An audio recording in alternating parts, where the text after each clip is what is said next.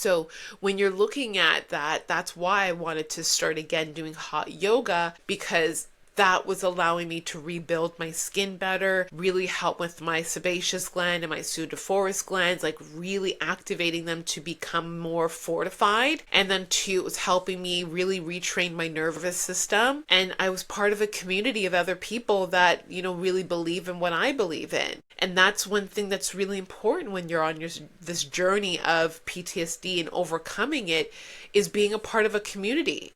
We want to sometimes shy away from other people because we're embarrassed, we are hurt, we are in a very low vibration, but it's about being part of a community that's going to help us overcome some of the challenges that we go through. So that's why it was so important to me to go back to being part of a yoga community, because